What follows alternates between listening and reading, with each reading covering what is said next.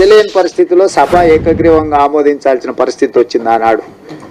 అఖిలపక్షాన్ని తీసుకెళ్తాను మళ్ళీ ఎన్నడూ తీసుకెళ్ళాలి. సరే, మీరు కొంతకాలం ఓపికగా చూసిర్రు, అవకాశం ఇచ్చిండ్రు, మీకు సహనం ఓపిక ఎక్కువ. మీరు 10 ఏళ్ళు అవకాశం ఇచ్చుకుంటా ఈరోజు రేపు ఈ సంవత్సరం వచ్చే సంవత్సరం ఆపై సంవత్సరం జరగకపోతుందా అని ఎదురు చూసారు. ఇక 10 ఏళ్లలో మీ సమస్యకు పరిష్కారం కాకపోతే ఈ సమస్యకు పరిష్కారం ఉన్నోళ్ళని దించడమే అని మీరు భావించిండ్రు.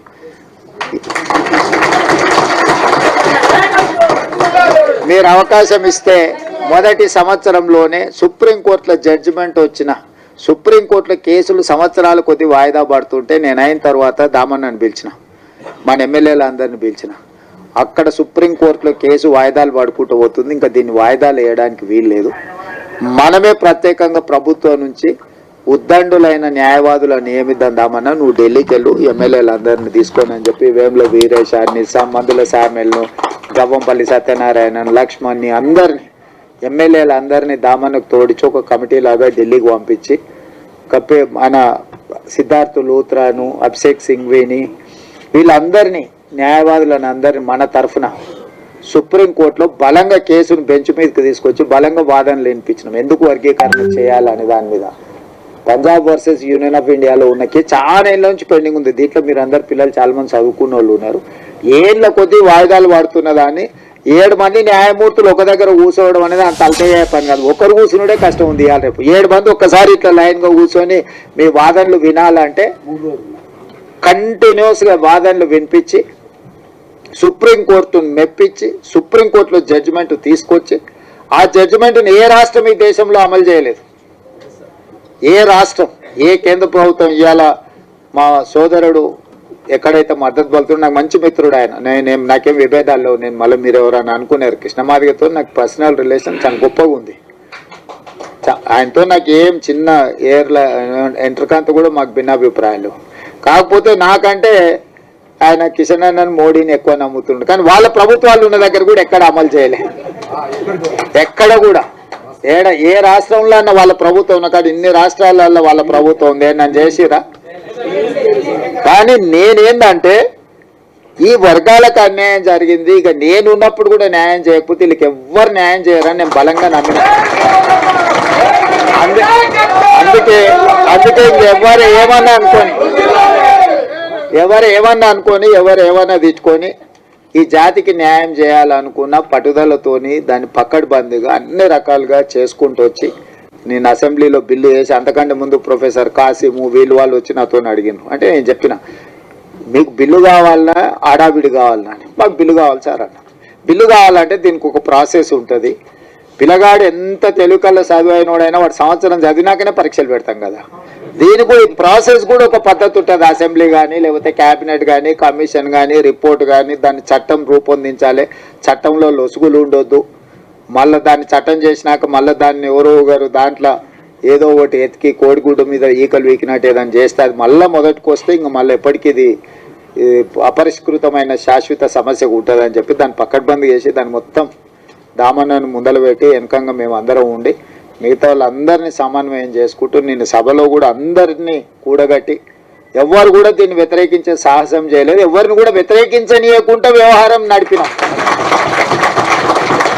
ఎందుకంటే దీన్ని అందరి ఆమోదంతో ముందుకు తీసుకెళ్తున్నాను ఒక అభిప్రాయం ఇవ్వడం ద్వారా మాదిగ ఉపకులాలు ఎవరికి అన్యాయం చేస్తలేరు. వీళ్ళు వాళ్ళ న్యాయమైన హక్కు కోసమే వాళ్ళు ప్రయత్నం చేస్తుండ్రు అనే ఒక విస్తృత అభిప్రాయాన్ని కల్పించడం కోసం ప్రభుత్వం పూర్తిగా ప్రయత్నం చేసింది.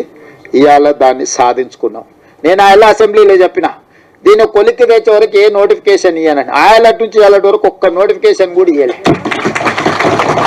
ఎందుకంటే నాకు కూడా దీన్ని ఏదో ఒకటి తేల్చాలి. ఎన్నేళ్ళు 30 ఏళ్ళ నుంచి 35 ఏళ్ళ నుంచి ఇది సిక్కుముడై జటిలం అయిపోయి ఇది ఓ సమస్యగా తయారవుతుంది. దీనికి ఒక పరిష్కారం చూపిస్తే చరిత్రలో ఎప్పుడైనా చిన్న సాయం చేస్తేనే మీరు ఎక్కువ గుర్తు పెట్టుకుంటారు.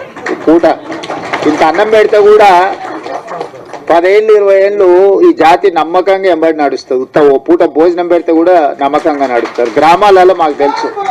ఎందుకంటే పొలం కాడు మీకు మాకే కాదు ఉన్నది సంబంధం అంతా. బాయికాడ ఏదైనా ఉన్నది మీకు మాకే సంబంధం కాబట్టి మీ గురించి నాకు నాకు పూర్తిగా అవగాహన.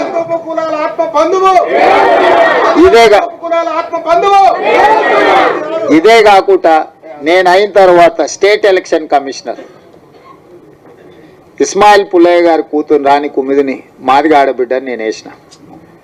100 ఏళ్ళ హిస్టరీ ఉన్న ఉస్మానియా యూనివర్సిటీకి 100 ఏళ్ళ నుంచి ఏ దళితుడు కాలే. మొదటిసారి దళితుని, అది మాదిగలకు సంబంధించిన కుమార్ని ఇలా ఉస్మానియా యూనివర్సిటీ వైస్ ఛాన్సలర్ చేసిన. ఉస్మానియా యూనివర్సిటీ ఆర్ట్స్ కాలేజ్ ప్రిన్సిపల్గా ప్రొఫెసర్ కాసిమ్ని ఈరోజు మన ప్రభుత్వం నియమించింది. అదేవిధంగా దామన్న సరే ఆయన డిప్యూటీ సీఎంగా చేశారు, ఇవన్నీ చేశారు. లక్ష్మణ్ని విప్పుగా చేసినాం. అదేవిధంగా మనము రాజీవ్ గాంధీ IIIT బాసరకు మనము మాదిగా వైస్ ఛాన్సలర్ని మనం నియమించుకున్నాం. పబ్లిక్ సర్వీస్ కమిషన్లో పాల్వాయి రజనీ కుమార్ని ఈరోజు మెంబర్గా మాదిగా ఆడబిడ్డని ఈరోజు విద్యా కమిషన్ వేస్తే చారగొండ వెంకటేష్ని వేసినాం. ప్రొఫెసర్ పురుషోత్తం గారిని రిటైర్ అవ్వగానే ఇమ్మీడియట్గా హయ్యర్ ఎడ్యుకేషన్లో వైస్ చైర్మన్గా నియమించుకున్నాం. అదే సరే సీఎం ఆఫీస్ సరే టికెట్ల విషయంలో సరే అంటే నేను ఎందుకు ఇవన్నీ మీకు చెప్తున్నా అంటే గతంలో మీకు చిన్న అవకాశం రావడానికి చాలా కష్టం ఉండే. ఇవాళ state election commissioner, Osmania university, Rajiv Gandhi IIIT, higher education, విద్యా కమిషన్, పబ్లిక్ సర్వీస్ కమిషన్, ఎక్కడైనా నాకు ఏ అవకాశం వచ్చినా ఎవరు ఏమని అనుకొని వీళ్ళకి ఈసారి చేయాల్సిందే అని చెప్పి అవసరమైతే మా వాళ్ళని పక్కన పెట్టి కూడా మీ వాళ్ళకి చేసిన. ఎందుకంటే మీకు నష్టమైంది కాబట్టి వీళ్ళందరినీ మేలు చేయాలి, మేలు చేస్తే ప్రయోజనం ఉంటుంది, మీరందరూ బాగుపడాలని నా సూచన ఒక్కటే, అవకాశం వచ్చినప్పుడు నిలబెట్టుకోండి, దాన్ని 10 మందికి సాయం చేయడానికి ఉపయోగించండి. మన వాళ్ళకి ఏమవుతుందంటే మీకైనా మాకైనా రాగానే జర పుర్సత్ అయిపోతాం, మనం జర రిలాక్స్ అయిపోతాం, జర దావతులకు గీవతులకు ప్రాధాన్యత ఇస్తాం. దాంతో ఏమవుతుందంటే చూసినావా వీళ్ళకి అవకాశం ఇస్తే నిలబెట్టుకోలేదు, వీళ్ళకి అవకాశం ఇస్తే గిట్ల చేసిరు, వీళ్ళకి అవకాశం ఇస్తే గట్ల చేసిరు అని ఎదురుగున్నోళ్ళు మన వెనకంగా మాట్లాడుకుంటారు. అందుకోసం నేనేమంటున్నట్టు ఈ అవకాశం వచ్చిన వాళ్ళు కానీ రేపు భవిష్యత్తులో ఈ ఉద్యోగాలలో డాక్టర్లుగా, లాయర్లుగా, ఇంజనీర్లుగా, IASలుగా, IPSలుగా మన పిల్లలు ఎవరైనా చివరికి హోంగార్డ్ కానీ కానిస్టేబుల్ కానీ 10 మందికి సాయం చేసేటట్టు మనం దీన్ని నిలబెట్టుకుంటే ఏమవుతుంది అంటే ఇంకో 10 అవకాశాలు వస్తాయి. మనం అవకాశం ఇచ్చినప్పుడు దీన్ని సరిగ్గా మనము ప్రజల ముందర కొంచెం మన గౌరవం పెరిగేటట్టు మనం వివరించకపోతే వీళ్ళకి ఇస్తే గింతేనా, వీళ్ళు మారరు, వీళ్ళు గిట్లనే ఉంటారు అంటే నేను జర ఓపెన్ అయ్యి చెప్తున్నా మీతో. ఎందుకు చెప్తున్నానో దీన్ని అర్థం చేసుకోరి. అంతా బాగుందని చెప్పి మీకు చేతులు కలిపి ఫోటో దిగి పంపొచ్చు, కానీ దానివల్ల పూర్తి స్థాయి ప్రయోజనం లేదు. మనకి ఏ అవకాశం వచ్చినా దాన్ని నిలబెట్టుకొని అరే వీళ్ళకి ఇస్తే సమర్థులే, బాగా చేస్తారు, 10 మందికి ఉపయోగపడతారు, జర పద్ధతి మీద ఉంటారని మనం నిరూపించుకుంటే ఏమైందంటే ఇంకో 10 అవకాశాలు కొత్తలోకి వస్తాయి. మనం దాన్ని ఆ అవకాశాన్ని మనం సరిగ్గా ఒడిసి పట్టుకోకపోతే ఏమవుతుందంటే ఎక్కడో ఒక దగ్గర ఏ ఇళ్ళకి ఇస్తే గిట్టనే చేస్తారా అని మీకు మాకు ఆ చెడ్డ పేరు రావద్దు. అందుకోసమని ఇచ్చిన అవకాశాలు వీడు ఇచ్చిన వాళ్ళకే కాదు, రేపు వచ్చే అవకాశాలలో ఏ ఉద్యోగం వచ్చినా ఎవరన్నా మనోళ్ళు వస్తే కూర్చోబెట్టి మర్యాద ఇచ్చే పని ఉంటే చేసి పెట్టురు, లేకపోతే వాళ్ళకు సలహా ఇరు. ఒకసారి వాళ్ళకి తెలియదు పాపం, ఎక్కడి నుంచో కింది నుంచి కష్టపడి వస్తాడు, వాళ్ళకి తెలియక ఏదన్నా అట్లా ఇట్లా కొంచెం మాట్లాడతారు. వాళ్ళు కూర్చోబెట్టి మాట్లాడేది నేర్పాలి, పని ఎట్లా చేసుకోవాలో నేర్పాలి, ఈ పని ద్వారా 10 మందికి ఎట్లా మనము సాయం చేయాలో కూడా వాళ్ళకి కొంచెం ఓపిక తెచ్చుకొని నేర్పాలి. మేము అయిపోయినాం కాబట్టి మేము ఇంకా మిగతా వాళ్ళకి మేము పెద్దగా చెప్పము అనే విధానం మనకు ఉండొద్దు. ఎందుకంటే ఇది ఒక గొప్ప అవకాశం. ఈ గొప్ప అవకాశాన్ని 10 మందికి ఉపయోగపడే విధంగా చేయండి. ఏది ఉన్నా నేను ఉన్నంత వరకు మీ ఓడే ఉన్నాడు అనుకోండి కుర్చీలో. నాకేం ఇంటికి తీసుకుపోయేది ఏంది లేదు, నేను ఏది నా ఇంటికి తీసుకుపోను. 10 మంది ఇబ్బందులు ఉన్నోళ్ళకి సాయం చేయడానికి నేను ఉన్నా. నాకు పేరు తప్ప ఇంకేంది లేదు. అరే నన్ను కనిపిస్తే మీరు నమస్కారం పెడితే నాకు సంతోషం అవుతుంది. గతే అరే మా కన్న చేసి నమస్తే అన్న, నన్ను గుర్తుపట్టకపోయినా నేను మిమ్మల్ని గుర్తుపట్టకపోయినా నమస్తే పెడితే నేను చేసిన పనికి నాకు సంతోషం కలుగుతుంది. నేను అంతమించి మీ నుంచి ఏం ఆశిస్తలేదు. ఆయన సతీష్ మాదిగా నేను పొట్టేలు కోసి దావతీయమని కూడా నేనేం అడుగుతలేదు. ఆయన కూడా అప్పుడప్పుడు చెప్తుంటా కానీ వినడు, అప్పుడు అట్లా ఇట్లా చేస్తుంటాడు. ఆయన దృష్టిలో పెట్టుకొని ఇప్పటి దగ్గర చెప్పిన,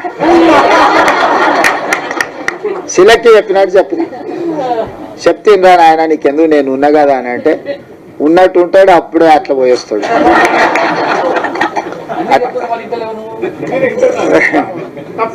చింతాస్వామి సరే, చింతాస్వామి నాకు చదువుకునేటప్పటి నుంచి కూడా తెలుసు, ఫైన్ ఆర్ట్స్ కాలేజ్ నుంచి కూడా తెలుసు. మనోళ్ళకి ఏంటంటే ఆవేశం ఎక్కువ, కొంచెం ఆలోచన తక్కువ చేస్తారు. ఆవేశంలో ఆలోచన రాదు ఎవరికైనా, ఎవరికైనా, నాకైనా మీకైనా ఎవరికైనా. ఆవేశంలో తీసుకున్న నిర్ణయం అక్కడికి రాదు. ఆవేశాన్ని తగ్గించండి, ఆలోచన వెంచూరి, వచ్చిన అవకాశాన్ని సద్వినియోగం చేసుకొని ఈ ప్రభుత్వం మీకు అండగా నిలబడుతుంది. మీ మంచి కోసం పనిచేస్తే మీ వెల్ఫేర్ కావచ్చు, మీ డెవలప్మెంట్ కావచ్చు, పిల్లలకు చచ్చిపోయిన వాళ్ళు లేకపోతే బాధితుల కుటుంబాలకు ఇంతకుముందే ఇచ్చిండ్రు, బుడగ సంఘాల నుంచి వీళ్ళందరికీ ఇల్లు లేని వాళ్ళు ఉన్నారు, అందరికీ ఈసారి ఇల్లు ఇచ్చే బాధ్యత నాది. మీ అందరినీ మీ వెల్ఫేర్ కోసం, మీ డెవలప్మెంట్ కోసం, మీ ఎడ్యుకేషన్ కోసం పర్ఫెక్ట్గా గవర్నమెంట్ చేస్తుంది. ఓ రోజు ఆలస్యం కావచ్చు, నాకు 100% ఇవ్వాలని ప్రేమ ఉన్న ఓసారి అవకాశం రాదు. దాని అర్థం మీకు ఇవ్వద్దని కాదు, దానికి కొంచెం ఓపిక, కొంచెం వ్యవహారం, కొంచెం పద్ధతి మీద మనం చేసుకుందాం.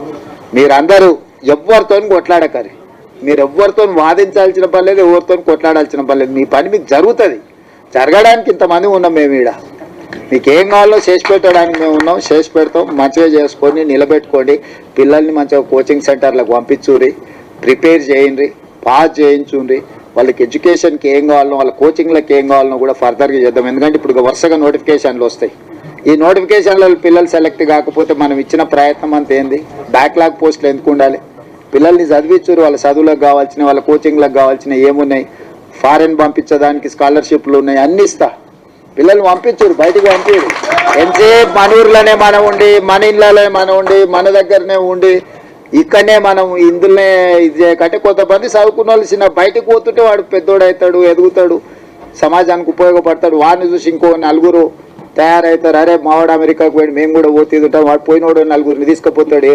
ఒకరు పోయినరు అనుకో, నలుగురు తనకు గెలిచిన వాళ్ళే తీసుకుపోతాడు కదా.